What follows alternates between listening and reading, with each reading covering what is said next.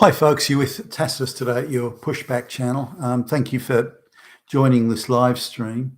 In this essay, I'd like to talk about a former colleague, a guy I used to work with at least, and he went through a very long and arduous and torturous process to get hired as a CEO for I suppose you'd say, a middle-sized firm that previously has sort of had a lot of government-related business, and things have calmed down a bit there, and they're on going through difficult times. So they wanted to hire, I guess, what you'd call a turnaround CEO, someone who's going to come in and solve the problems and shake the place up and get it refocused and turn it into a viable commercial business again, as it once was.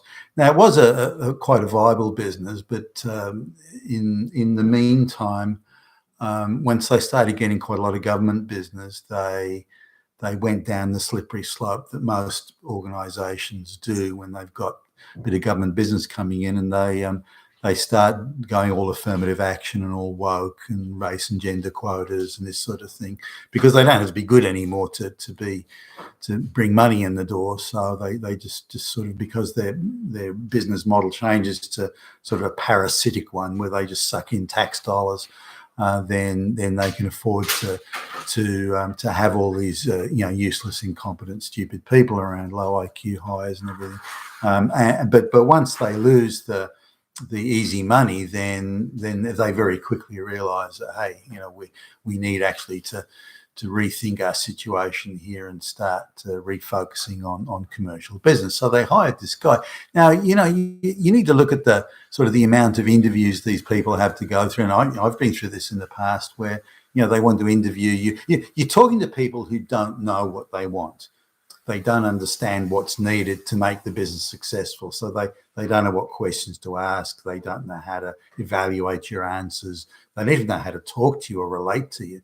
So they sort of sit there and ask questions with a blank expression on their face, questions they may have downloaded off the internet. I've personally been to interviews where the guy comes in and even admits, or the people there admit, look, we've got no idea what we're doing here. We don't know what questions to ask. So we've downloaded some questions from the internet that we think might be the right questions, but we're not even sure of that. And so they all sort of, read the question. You can tell they don't even comprehend the question. And it's very basic. These people look at it. The cat sat on the mat. Do you agree? And then they look expectantly with their pens poised over the bit of paper. It's fucking embarrassing. You've got to wonder how they get the job in the first place. But a lot of these people are appointed by the big financial firms. They're just they're flunkies and stooges and hangers-on, people they believe will be loyal, and the only thing they can do is run things by the numbers. Anyway, so they have to interview people a lot of times. So rather than go for quality of good questions, really understanding what they're about, really knowing what they're doing, rather than doing it, they've gone for quantity.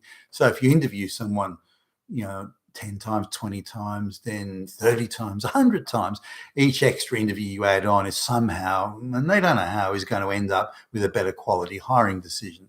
Now, of course, that's utter nonsense, but for these people who don't know what they're doing, that's kind of all they can do. It's like someone that can't speak a language. They have to sort of very carefully look and match the words and the numbers up, because that's the only way they can really make any decision, because they don't know, and they're not prepared to delegate that sort of decision or that sort of evaluation to someone who does know.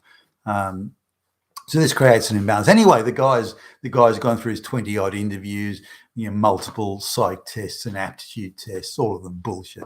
But he's gone through. It turns out that where he had to go, it wasn't far, so wasn't out of his way, and he kind of sort of accepted the inevitability of it's how it is these days. So off he goes. Anyway, he gets the job. So he's there on the goes on the first day, and he's meeting the supposedly the key people. So now this is very top heavy, this outfit, with things like diversity directors and inclusion directors and all that sort of thing. And you can see where the problems are. You don't need to be a rocket scientist. When he told me the the name of the company. I looked it up online, and all you could see was these hopelessly unqualified affirmative action race gender hires. IQ of 70, Shaniquas everywhere. You didn't need to be an expert in commercial business turnarounds. Well, there's your problem, buddy. You need to get rid of them. Way too many people there who are producing and creating nothing, just to drag on expenses. In order, because of equality and equity, they're paying some of these people who'd be flat out making $30,000-$40,000 a year in the real world, and they're paying them like 200 plus, just so they can create this illusion, this fantasy of equity. Anyway, so he's at the meeting on the first day, so he relates to me, and he's surrounded by all these Shaniquas and so on there, and there's the affirmative action hires handsomely outnumber any of the hires that may have been for their credentials or qualifications or expertise or achievements. So again, that's an obvious problem that you don't need to be a rocket scientist to solve. But he was saying hi, and I'm looking forward to meeting everybody. I want you all to do your jobs, do them well. I expect people to focus on doing their jobs and putting their energies into achieving the goals and objectives of the organisation. I mean, I'd say something similar to that. So that's all fine in my view. That's 101. Nothing unusual there. But when he took questions, they only wanted to know was he buddies with some powerful politician? I was like, did he know somebody? And was that why you got the job? Because that's only the world they understand, of course, these people. But more importantly, what are your view? He was questioned, especially by the affirmative action women there. He was questioned on, what's your opinion on transgender bathrooms? What's your opinion on affirmative action hiring for black lesbians and so on? He was that was pretty much, according to him, the line of questioning he was getting.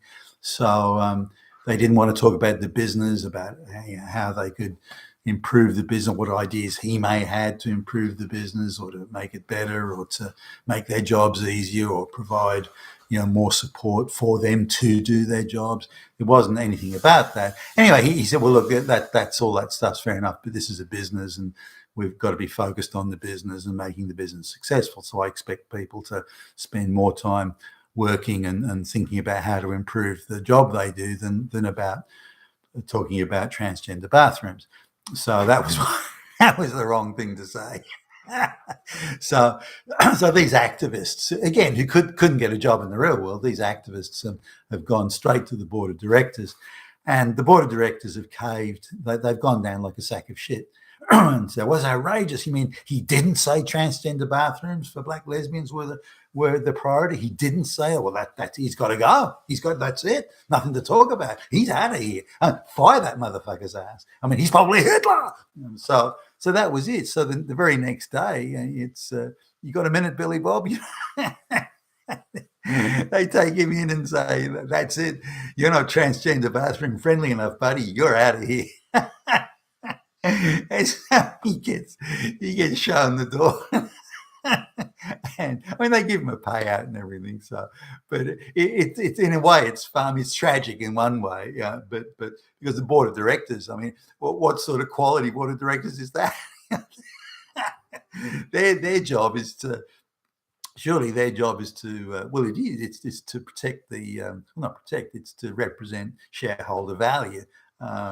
It's not to worry about transgender bathrooms, then fire the CEO because he's not as on board with transgender bathrooms or affirmative action Shaniquas as they think he should be. I mean, they had plenty of time to talk to me about it.